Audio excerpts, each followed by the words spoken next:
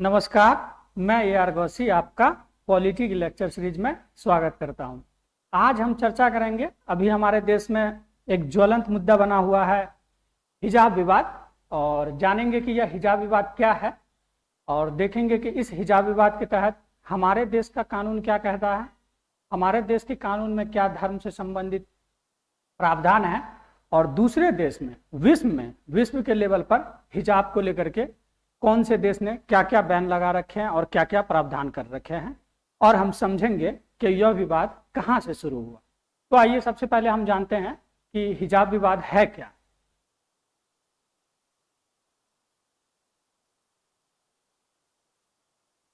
ये हिजाब विवाद, जिसको कर्नाटक विवाद भी कह सकते हैं आप, ये जो हिजाब विवाद है इसकी शुरुआत कर्नाटक से हुई है। कर्नाटक में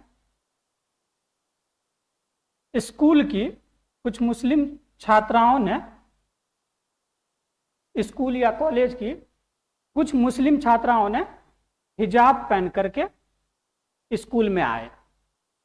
अब स्कूल में आए तो स्कूल प्रशासन का कहना था कि एक ड्रेस कोड सरकार ने लागू कर रखी है, जिसके तहत आपको हिजाब पहनना कि हम इजाजत नहीं देते हैं। सरकार ने जो ड्रेस कोड लागू रखा है आप उसको पहन के आइए, हम स्कूल में आने देंगे।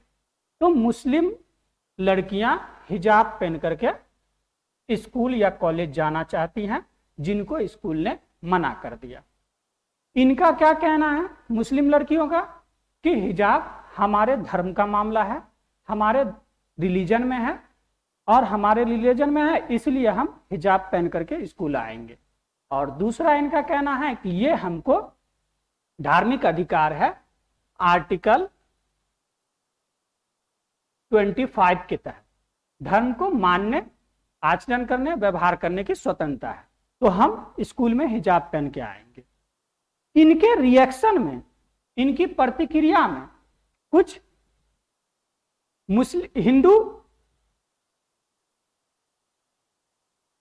हिंदू मुस्लिम लड़कियों ने भी कहा कि हम भगवा रंग का गमछा या हिजाब पहन करके आना चाहते हैं। इनका कहना है, हिंदू पक्ष का कहना है कि हम भगवा रंग का गमछा या ये पहन के आना चाहते हैं क्योंकि ये भी हमारे धर्म से संबंधित मामला है और हम भी स्कूल में ये धारण करके आना चाहते हैं, स्कूल में जाना चाहते हैं भगवा रंग का। अब इसी दोनों में विवाद हो गया। अब इस दोनों में विवाद हुआ, जिसपे सरकार ने, हाईकोर्ट ने अभी कॉलेज और स्कूल को बंद कर रखा है, जो आज ही ओपन हुआ है। तो अब हम देखते हैं कि इस विवाद की शुरुआत कैसे हुई। इससे पहले थोड़ा सा हम ये जान लें कि हिजाब होता क्या है। हिजाब मुस्लिम लड़कियां अपने सर को ढकने और गर्दन को और कंधे को ढकने के लिए, सर से लेकर के कंधे तक को ढकने के लिए एक कपड़ा पहनती हैं, जिनको हिजाब कहते हैं, और इसी को लेकर के विवाद है। और हम जानेंगे कि इसको लेकर के विभिन्न देशों में क्या प्रावधान है दुनिया के, और हमारे कानून ने हमको क्या स्वतंत्रताएं या क्या अधिकार दे रखा है। तो अब देखेंगे कि इसकी शुरुआत कैसे हुई। ये तो एक विवाद हुआ, कर्नाटक से शुरू हुआ, एक स्कूल से शुरू हुआ। मुस्लिम लड़कियां हिजाब पहन के जाना चाहती थी, उनको जाने से स्कूल ने मना कर दिया। उसके रिएक्शन में हिंदू मुस्लिम लड़कियों ने भगवा रंग धारण करके स्कूल में जाना चाहा कि हमारा भी धर्म का अधिकार है, हमको भी धर्म में ऐसा रंग पहनने का आजादी है, इसलिए हम स्कूल जाना चाहते हैं। अब इसकी शुरुआत देखते हैं कैसे हुई। इसकी शुरुआत ऐसे हुई कि कर्नाटक का शिक्षा कानून है, कर्नाटक का एजुकेशन एक्ट है 1983। ये कर्नाटक में एक कानून है पास, जो वहां की कर्नाटक राज्य सरकार की विधानसभाएं ने जो कानून बना रखा है 1983। इसके तहत सरकार को अधिकार है कि वो अपने सरकारी स्कूल में यूनिफॉर्म को, ड्रेस कोड लागू करवा सके। इसी के तहत सरकार ने 2013 में एक ऑर्डर जारी किया था कि सभी स्कूलों में एक ड्रेस कोड लागू किया जाना चाहिए। तो 2013 में जब ऑर्डर जारी किया गया है, उसको दोबारा अभी रिन्यू करने की क्या जरूरत हुई, इसको भी थोड़ा समझे। ये बड़ा इंटरेस्टिंग मामला है कि इतने दिनों से ये मामला हमारे देश में हिजाब का शान था, कभी कोई ऐसा मामला आया नहीं, आखिर अचानक ही इसकी क्या जरूरत पड़ गई हिजाब की, और अचानक ही सारे लोग क्यों कूद पड़े इसमें कि नहीं हमको हिजाब पहनना है, हिजाब नहीं पहनना है। इसी मसले को थोड़ा सा आप समझे, बारीकी से समझे कि आखिर इतना ज्वलंत मुद्दा अभी क्यों बन गया, जबकि 2013 में सरकार ने ऑर्डर जारी किया था कि एक ड्रेस कोड लाना है। सरकार दोबारा फरवरी में उस ऑर्डर को जारी की, जिसके तहत कहा कि ड्रेस कोड में हिजाब शामिल नहीं है। अब हम देखते हैं इसके एक पहलू को गौर करें। क्या पहलू है कि अभी क्या हो रहा है हमारे देश में, 5 राज्य में चुनाव चल रहा है। 5 राज्य में चुनाव चल रहा है, तो अगर उस राज्य से, मान लीजिए अगर उत्तर प्रदेश में, यूपी में चुनाव है, अगर इस राज्य से हम कोई मुद्दा उठाते हैं तो ब्लेम किस पे जाएगा। मान लीजिए कि बीजेपी पार्टी पे चला गया कि अच्छा इन्होंने हिंदू मुस्लिम का पोलराइजेशन कर दिया, इसलिए ये मुद्दा हिजाब का उठाया। अगर उन पे नहीं जाएगा तो अदर पॉलिटिकल पार्टी पे जाएगी कि ये मुस्लिम हिंदू वोट को पोलराइज करना चाहती है, इसलिए हम यहां मुद्दा नहीं उठाएंगे। तो इस चुनावी राज्य में मुद्दा ना उठा करके आखिर कर्नाटक में क्यों उठाया गया, और कर्नाटक में उठाने की वजह यह है कि कर्नाटक से थोड़ा सा हम हिजाब का आग सुलगाएंगे। इस 5 राज्य में चुनावी राज्य हैं और 5 राज्य में थोड़ा सा हिंदू सेंटिमेंट हो या मुस्लिम सेंटिमेंट हो, हमारी तरफ वोट होगा और हम सरकार बनाएंगे। तो इस बात को आपको ध्यान रखना है कि अगर कोई भी पॉलिटिकल पार्टी इस जैसे मसले को अगर चुनाव में उठाती है, चुनाव में मुद्दा उठाने का बहुत सारे मुद्दे हैं, शिक्षा है, स्वास्थ्य है, इनसे संबंधित और भी कई सारे मुद्दे हैं जिसको चुनाव में उठाया जा सकता है। अभी हमारा देश अभी कोरोना टाइम से गुजरा है, जिसमें लाखों करोड़ों लोग मरे हैं और त्राहिमाम की स्थिति हो गई है, चाहे वो मुस्लिम धर्म से हो चाहे वो हिंदू धर्म से हो। इतने सारे लाखों लोग मर रहे हैं, उसमें कोई मंदिर या कोई मस्जिद तो किसी को बचाया नहीं। बचाया कौन? स्वास्थ्य सेक्टर। बचाया कौन? शिक्षा। बचाया कौन? हेल्थ का पूरा इंफ्रास्ट्रक्चर। जिस पे बात नहीं हो रही है, मंदिर मस्जिद धर्म को लेकर के इतना बड़ा मुद्दा बन गया है कि अब इसको लोगों ने राजनीतिक एजेंडा बना लिया है, देश विदेश के लेवल पे प्रतिक्रिया हो रही है। तो आप इसको समझना है कि ये आखिर चुनाव दूसरे राज्य में है, कर्नाटक से ही आग क्यों सुलगाई गई। इसकी एक वजह यह हो सकती है, जैसे मान लीजिए कर्नाटक क्या है, कर्नाटक राज्य। अब कर्नाटक राज्य से आग सुलगाने की एक वजह यह हो सकती है कि कुछ हिंदू संगठन ने कुछ मुस्लिम लड़कियां को तैयार किया होगा कि आप हिजाब पहन के आओ, हम आपके साथ हैं और हम आपका, ये एक संभावना है, आप इसको अन्यथा न ले या किसी भी बाय द वे मत ले, आप सिर्फ समझें इसको कि हो सकता है हिंदू संगठन ने एक मुद्दा ये उठाया हो, मुस्लिम लड़कियां को कहा आप हिजाब पहन के आओ, हम आपकी तरफ से आपके फेवर में बोलेंगे। दूसरा ये हो सकता है कुछ इन्होंने हिंदू मुस्लिम लड़कियों को कहा होगा कि आप भी भगवा धारण करके आओ, हम आपका संरक्षण करेंगे, हम आपको प्रोटेक्शन देंगे और आप स्कूल कॉलेज में आओ। तो एक विवाद ये हो सकता है कि कुछ हिंदूवादी संगठन या कुछ हिंदू धर्म से संबंधित जो लोग हैं वो ऐसा कर सकते हैं। दूसरा पॉइंट क्या हो सकता है इसका, कुछ मुस्लिम संगठन के जो लोग बोलते हैं हम मॉडर्न हैं, पढ़े लिखे हैं, एजुकेट हैं, उसमें से उन्होंने कुछ मुस्लिम लड़कियां को तैयार किया होगा कि आप जाओ स्कूल में हिजाब पहन करके, हम आपका प्रोटेक्शन करेंगे। या नहीं तो इन्हीं में से कुछ हिंदूवादी संगठन को तैयार किया होगा कि आप जाइए, आपके हम भगवा रंग का प्रोटेक्शन करेंगे। तो ये विवाद की जड़ को समझना है। तो ये विवाद का जड़ ये है कि ये संभावना हो सकती है।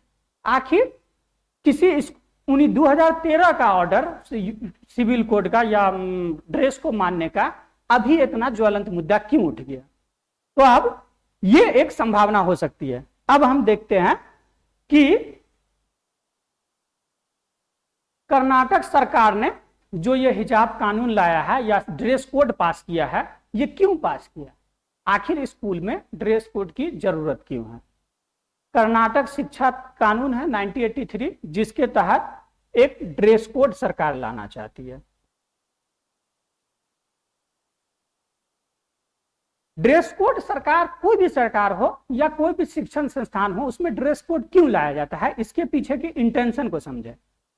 सरकार ड्रेस कोड इसलिए लाना चाहती है ताकि स्कूल में समानता स्थापित किया जाए। क्या किया जाए? सभी धर्म, सभी जाति, सभी ऊंच नीच, सभी वर्ग के लोगों में इक्वलिटी आए, इक्वलिटी आए, इसलिए ड्रेस कोड लाना चाहती है। दूसरा, किसी के साथ भी भेदभाव नहीं हो, इसलिए ड्रेस कोड लाना चाहती है। स्कूल में क्या होता है, अमीर वर्ग के लोग भी पढ़ने आते हैं, गरीब वर्ग के भी लोग पढ़ने आते हैं, तो इसमें यह भी देखा जाता है कि सोशली और इकोनॉमिकली रूप से किसी के साथ भेदभाव ना किया जाए। अब मान लीजिए स्कूल है, उसमें कोई अमीर वर्ग का लड़का अच्छा कपड़ा पहन के आए, मान लीजिए कोई ब्रांडेड कपड़ा है, रिबॉक का हो, जो भी हो, वो पहन के आए। अब कोई गरीब साधारण परिवार का है, अगर वो थोड़ा लोअर क्वालिटी का पहन के आए, तो उसमें हीन भावना ना हो, उसके अंदर ये ना भाव पैदा हो कि वो बड़ा है, वो बड़ा आदमी है, अच्छा कपड़ा पहन के आया है। तो इसकी इक्वलिटी को लाने को और समानता को लाने का भाव रहता है हमें, ताकि ड्रेस कोड ला करके सब में समानता स्थापित किया जाए, भेदभाव स्थापित किया जाए, सामाजिक आर्थिक रूप से या जो भी बड़े हैं पैसे में, अमीर गरीब है, उनके बीच में समानता रहे।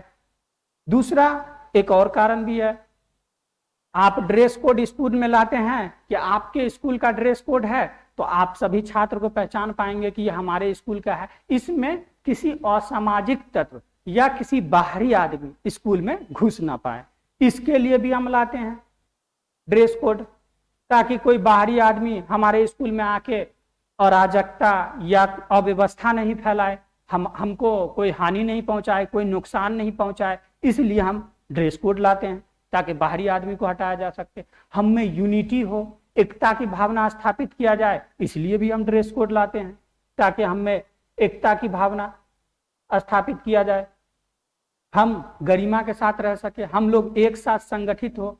और दूसरा, अनुशासन। स्कूल का लेवल ऐसा होता है जिसमें बच्चे को डिसिप्लिन सिखाया जाता है कि अनुशासन में रहें, तो हम इसलिए भी लाना चाहते हैं ताकि अनुशासन में रहें, अनुशासन सीख सकें इसके साथ, तो इसलिए हम ये ड्रेस कोड लाना चाहते हैं। दूसरा कि एक चीज और समझे आप कि स्कूल क्यों बना है, स्कूल की क्या जरूरत है, और धार्मिक संस्था का क्या काम है, स्कूल का क्या काम है। अगर कोई स्कूल है तो उसका मेन पर्पस क्या है, एजुकेशन देना, उसका मेन पर्पस है शिक्षा देना, ना कि कोई धर्म की शिक्षा देना। धर्म की शिक्षा से संबंधित अगर आपको जाना है तो कोई मठ में जाइए, कोई मंदिर में जाइए, या कोई गुरुद्वारा में जाए, या फिर कोई अपने धार्मिक जो भी संस्थान है उसमें जाकर के धर्म की से संबंधित शिक्षा ग्रहण करें। अगर कोई किसी खास वर्ग से संबंधित धर्म को जानना चाहते हैं तो उस धर्म से संबंधित जो भी शिक्षा संस्थान है, जो एजुकेशन इंस्टीट्यूट है, अगर वो चल रहे हैं तो उसमें जाकर के आप शिक्षा लें। स्कूल में एजुकेशन इसलिए दिया जाता है ताकि वो पढ़े, अपने आप को जान सके, जागरूक हो सके। लिटरेसी का ये मतलब है कि उसके कोई अधिकार हैं तो उसके अधिकार का कोई वायलेशन नहीं करे, उसके क्या फंडामेंटल राइट हैं, उसको क्या जीने का अधिकार है, उसको क्या धर्म ने, क्या कानून ने, क्या हमारे संविधान ने क्या अधिकार दे रखे हैं, उनके बारे में जानना है। तो स्कूल का मेन काम है शिक्षा देना। क्या देना? शिक्षा, एजुकेशन देना। एजुकेशन देना मेन काम है। राज्य सरकार किसी भी धर्म को प्रमोट नहीं करती है।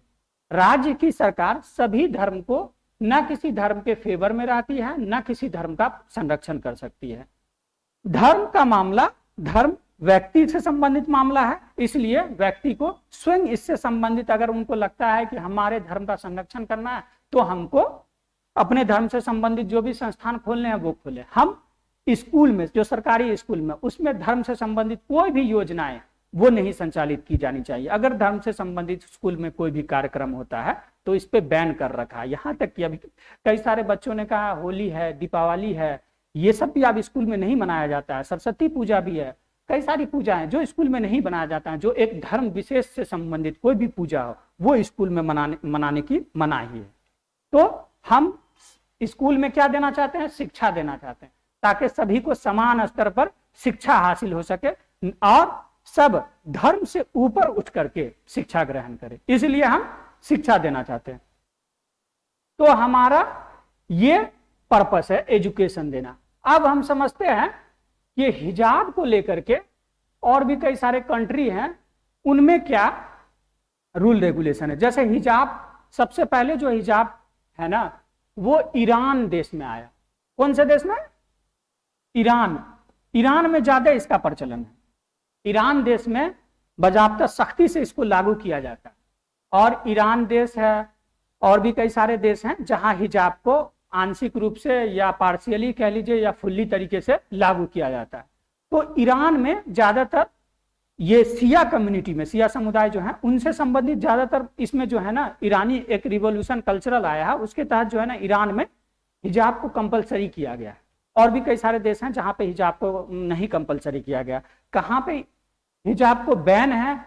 तो बैन भी कुछ मुस्लिम देशों ने लगा रखे हैं, जैसे कजाकिस्तान है, वहां हिजाब बैन है। ट्यूनीसिया है, वहां हिजाब को बैन कर रखा है। कुछ यूरोपीय देश हैं जहां नकाब या बुर्का को बैन कर रखा है। हाँ, उन्होंने कहा है, जैसे फ्रांस है, वहां कह रखा है कि आप सार्वजनिक या पब्लिक पैलेस में आप सर को, फेस को ढक करके नहीं जा सकते हैं, आपको फेस ढक करके जाने की मनाही है। तो कुछ देश हिजाब को लागू कर रखे हैं, कुछ देश बैन कर रखे हैं। अब जैसे मुस्लिमों का एक मुस्लिम बहुल देश सऊदी अरब है, तो वहां क्या है, सऊदी अरब में औरत को क्या किया जाता है, मुस्लिम महिलाएं को सर से लेकर के पैर तक ढकने की इजाजत है। और कोई भी अगर मेल हो तो उनके सामने उनको चेहरा खोलने की मनाही है। तो वो उनका अपना कल्चर है। तो कुछ जगह पर हिजाब बैन कर रखा है, कुछ जगह पे बैन नहीं है। तो इस तरह से आप देख लिए कि दुनिया भर में क्या है, हिजाब को लेकर के क्या चलन में है। अब हम देखते हैं कि भारत के कॉन्स्टिट्यूशन में क्या कहा गया है, इस पे कर्नाटक सरकार का क्या तर्क है, और हमारे संविधान में हमारे हाई कोर्ट ने, सुप्रीम कोर्ट ने इस पे क्या कह रखा है। तो हम देखते हैं कि भारत के संविधान में हमारे फंडामेंटल राइट धर्म को लेकर के क्या है। आर्टिकल 12 से लेकर के 35 तक में ये हमारे फंडामेंटल राइट दे रखे हैं। फंडामेंटल राइट को आप सीधी सी भाषा में या सीधी आसान लैंग्वेज में ये समझे कि ये आपके ऐसे राइट हैं, ये फंडामेंटल राइट, मौलिक अधिकार जिसको कहते हैं, ये ऐसे राइट है जिसको कोई भी सरकार हो, राज्य सरकार हो, चाहे वो कर्नाटक की सरकार हो, उत्तर प्रदेश की सरकार हो, दिल्ली की सरकार हो या केंद्र की सरकार हो, इतनी आसानी से उसको छीन नहीं सकती है या उस पर बैन नहीं लगा सकती है। ये हमारे संविधान के द्वारा दे रखा है। और जब ये फंडामेंटल राइट संविधान के द्वारा दे रखा है, इसका ये मतलब है कि अगर आपको इसको छीनना है तो संविधान में संशोधन करना पड़ेगा। और उस संविधान को संशोधन करने की प्रक्रिया, अमेंडमेंट करने की प्रक्रिया इतनी आसान नहीं है। उसके लिए आपको हमारे जो स्टेट है, मान लीजिए 28-29 स्टेट है, उसमें आधे से ज्यादा राज्य की सहमति होनी चाहिए। उसके बाद लोकसभा और राज्यसभा दोनों सदन से स्पेशल बहुमत से, मतलब 2/3 बहुमत से उसको, उस कानून को पारित किया जाए। फिर राष्ट्रपति का सिग्नेचर हो। उसके बाद अगर कोई कानून, अगर कोई फंडामेंटल राइट को अगर संशोधन किया जाता है या बदला जाता है, तब जाकर के आप उसको लागू करवा सकते हैं या बदलवा सकते हैं। लेकिन ऐसे आसानी तरीके से हमारे फंडामेंटल राइट को कोई नहीं छीन सकता है। इसी के तहत आर्टिकल 25 से लेकर के 28 तक में रिलीजन, धर्म से संबंधित स्वतंत्रता के बारे में हमारे अधिकार दे रखे हैं। उसमें आर्टिकल 25 में यह कह रखा है कि आपको धर्म को मानने, अपने धर्म का प्रचार करने, अपने धर्म का आचरण करने की आपको पूरी आजादी है। आप अपने धर्म के अनुसार चलें, आप अपने धर्म का प्रचार करें। आपको लगता है कि हमारा धर्म अच्छा है तो आप दूसरे को मोटिवेट करें कि वो आपका धर्म अपनाएं। ऐसी हमको आजादी आर्टिकल 25 में दे रखी है। इसी तरह से आर्टिकल 27 है, आर्टिकल 28 है। अब यहाँ पे एक आर्टिकल समझा 28। आर्टिकल 28, आर्टिकल 28 में कहा गया है कि अगर कोई भी धर्म, चाहे वो हिंदू धर्म हो चाहे वो मुस्लिम धर्म के लोग, अगर वो चाहते हैं अपने धर्म को बढ़ावा दें, अपने धर्म का शिक्षण संस्थान खोले, तो वो ऐसा कर सकते हैं, अपने धर्म का शिक्षण संस्थान खोल सकते हैं। आप जैसे मान लीजिए कोई हिंदू धर्म है, हिंदू धर्म से संबंधित शिक्षण संस्थान खोलना है, तो वो अपने धर्म से संबंधित कोई स्कूल कॉलेज खोलें और उसमें ये परमिशन कर दें कि इसमें सिर्फ हिंदू रिलीजन से संबंधित जो भी प्रावधान होगा हम इस स्कूल में लागू करेंगे, तो वो ऐसा कर सकते हैं। वो धर्म से संबंधित मामला, वो सरकार ने उस स्कूल को नहीं खोला है, उनको खोला कौन? एक धर्म से संबंधित हिंदू धर्म ने। अब ये स्कूल में ये अलाउ कर सकते हैं कि हमको हिंदू धर्म से संबंधित जो भी मान्यताएं, जो भी परंपराएं, वो स्कूल में लागू होगी। तो अगर कोई मुस्लिम बच्चा इस स्कूल में, हिंदू धर्म के स्कूल में अगर जाना चाहता है, तो उसको फिर हिंदू धर्म के अनुसार, हिंदू धर्म की मान्यताएं के अनुसार उस स्कूल में परमिशन मिलेगा और उसको वो रीति रिवाज करने पड़ेंगे जो इस हिंदू धर्म के स्कूल में है, जो हिंदू धर्म के द्वारा संचालित है। अगर कोई मुस्लिम बच्चा चाहता है तो आपको उनकी सारी परंपराएं माननी पड़ेगी, आपको ये नहीं कहना पड़ेगा ये हमारा फंडामेंटल राइट है। तो एक बात क्लियर हो गई कि कोई भी, चाहे इसमें हिंदू हो, चाहे मुस्लिम हो, चाहे सिख हो, ईसाई हो, सब अपने अपने धर्म से संबंधित स्कूल कॉलेज खोलें और आप अपने धर्म से संबंधित शिक्षा दें। दूसरे धर्म के लोग आए तो उनको शिक्षा दें और उसके बारे में, उस पर भी ये एक अधिकार है या उस पर दायित्व रहेगा कि वो आपके धर्म का पालन करेंगे। एक प्रावधान ये है। दूसरा है कि कर्नाटक सरकार का जो मामला है वो क्या था, उसके आईने में हम समझे इस चीज को। अब कुछ मुस्लिम लड़कियां चली गई हैं अभी सुप्रीम कोर्ट, ये हाई कोर्ट, आर्टिकल 25 के तहत वो हाई कोर्ट में याचिका दायर की है। हाई कोर्ट में क्या याचिका दायर की है कि ये हमारे धर्म की स्वतंत्रता, धर्म को मान्य आचरण करने की स्वतंत्रता है, इसलिए हमको स्कूल में हिजाब पहन करके जाने दिया जाए। इस पर अभी हाई कोर्ट की बेंच बैठी हुई है। एक ये फंडामेंटल राइट से जुड़ा मामला है, तो आपको ये ध्यान रखना है कि जब भी कोई फंडामेंटल राइट से जुड़ा मामला होता है तो ये संवैधानिक मामला है, तो इस पे उच्च बेंच बैठती है। उच्च बेंच का मतलब क्या होता है? इस पे 3 से लेकर के 5 जज तक हो सकते हैं। इस बेंच में 3 से लेकर 5 जज तक हो सकते हैं। तो अभी ये कुछ मुस्लिम लड़कियां जो हाई कोर्ट में गई हैं, मुस्लिम लड़कियां कि हमारे आर्टिकल 25 का उल्लंघन हो रहा है, हमारे धर्म को मानने, आचरण करने, व्यवहार करने की स्वतंत्रता है, इसके तहत कर्नाटक हाई कोर्ट में इन्होंने याचिका दायर की है कि हमको आर्टिकल 25 के तहत संरक्षण दिया जाए। उस 3 जजों में 3 जज हैं और 3 जजों में क्या है, एक मुस्लिम महिला जज जिसका नाम जैबुन्निसा है, वो भी एक शामिल है, मुस्लिम महिला जज, और 2 और जज शामिल हैं। तो एक में एक क्या है, मुस्लिम महिला जज है। तो ये इस मामले पर विचार कर रही है। कुछ लोगों ने इस मामले को लेकर के हाई कोर्ट में भी, सुप्रीम कोर्ट में भी गए, तो सुप्रीम कोर्ट ने मना करने से, इसलिए इनकार कर दिया इस पे विचार करने से कि इस पे ऑलरेडी 3 जजों की बेंच, 3 जजों की बेंच बैठी हुई है, जिसमें एक मुस्लिम महिला है और 2 अन्य जज हैं। और जब ये जज फैसला देंगे, उसके बाद क्या फैसला आएगा उस पर हम फैसला बाद में देंगे कि क्या करना है, क्या सही है, क्या गलत है। तो अभी सुप्रीम कोर्ट ने मना कर दिया है इस पे सुनने से। आपको एक और बात ध्यान हो कि अगर आपके फंडामेंटल राइट का उल्लंघन होता है तो आप डायरेक्ट हाई कोर्ट ना जाकर के सुप्रीम कोर्ट भी जा सकते हैं, यह आपको फंडामेंटल राइट दे रखा है। तो इस पे 3 से 5 जज की पीठ बैठी है।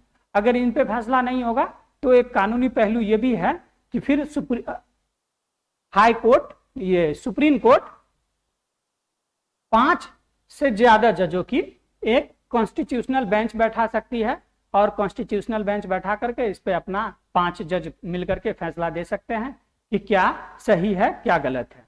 तो इसी में इसी आर्टिकल 25 के तहत कर्नाटक हाईकोर्ट में मुस्लिम महिलाओं ने याचिका दायर की है कि हमारे वायलेशन हो रहा है, हमारे फंडामेंटल राइट का उल्लंघन हो रहा है। अब जरा सा एक और पहलू को, दूसरे पक्ष को समझे कि राज्य सरकार का क्या कहना है, जो हमारी कर्नाटक सरकार है उनका क्या तर्क है, उनको समझे। कर्नाटक सरकार क्या कहना है? कर्नाटक सरकार कह रही है,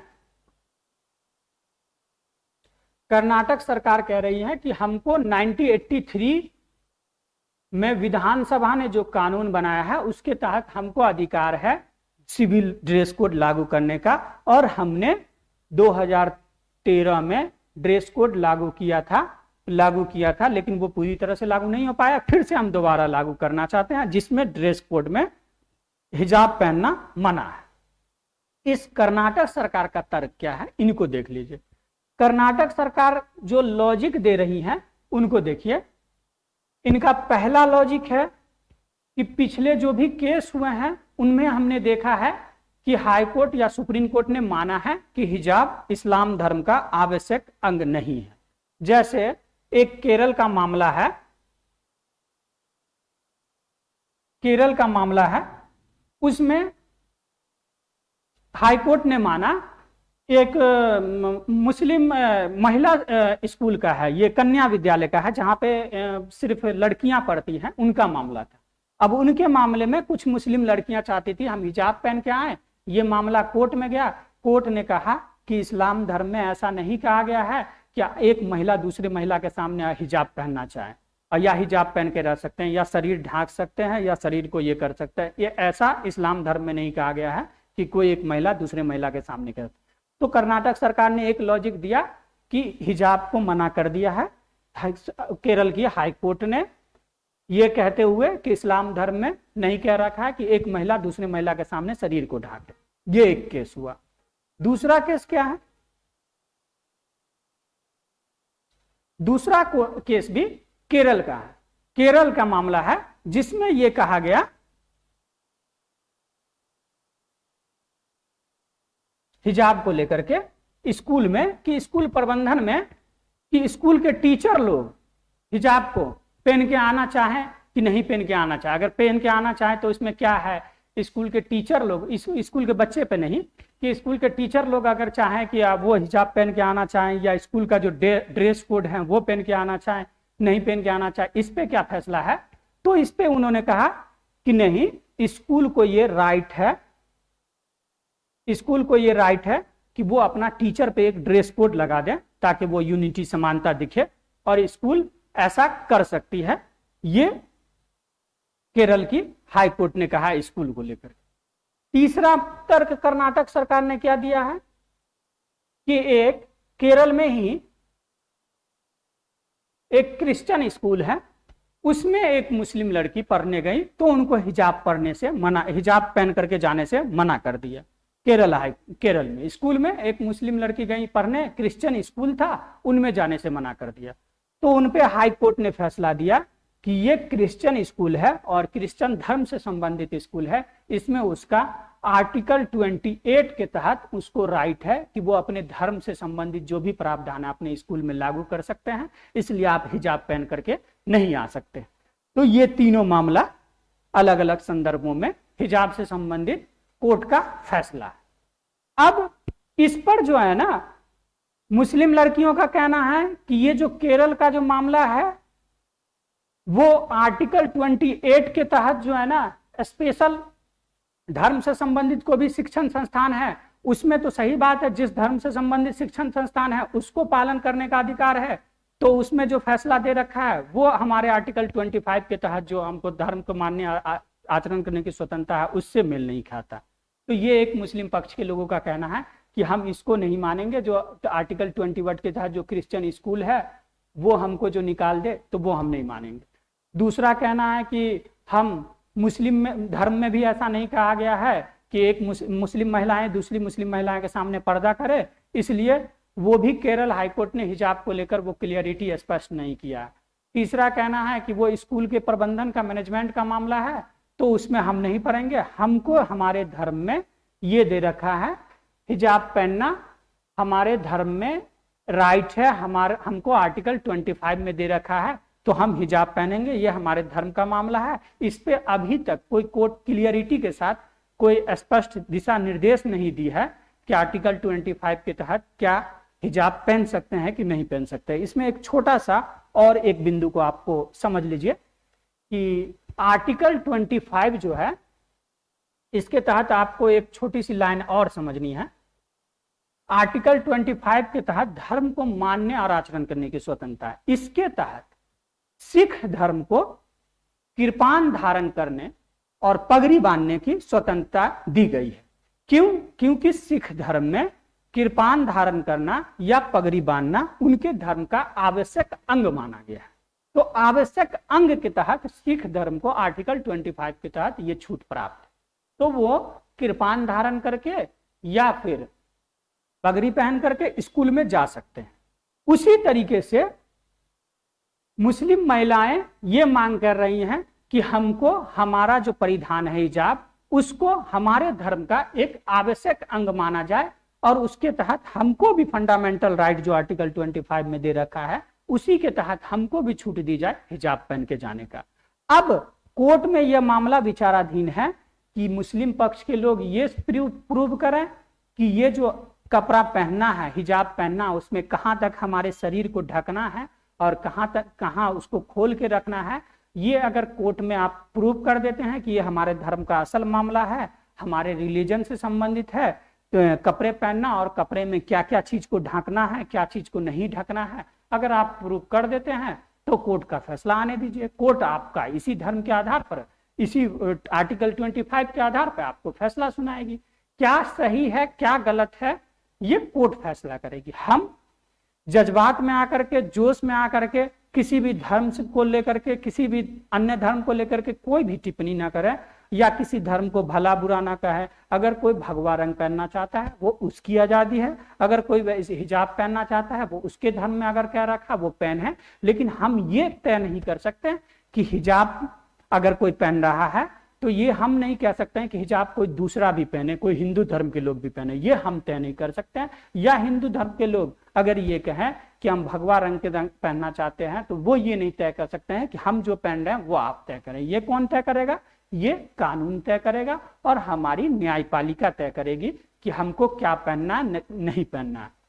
उसके तहत अभी ये फैसला विचाराधीन है कि ये जो हिजाब कपड़ा है वो मुस्लिम महिला के या मुस्लिम धर्म में क्या ये आवश्यक अंग माना गया है सर को ढकना। अगर सर को ढकना हो आवश्यक अंग माना गया है तो उसके तहत उनको फंडामेंटल राइट मिल सकता है। अगर वो कुरान में या किसी आयत में या किसी पक्ष में आप अपना फेवर कोर्ट में रखिए, अगर आपका आवश्यक अंग है तो आपको पहनने दिया जाएगा, नहीं आवश्यक अंग है तो फिर नहीं पहनने दिया जाएगा।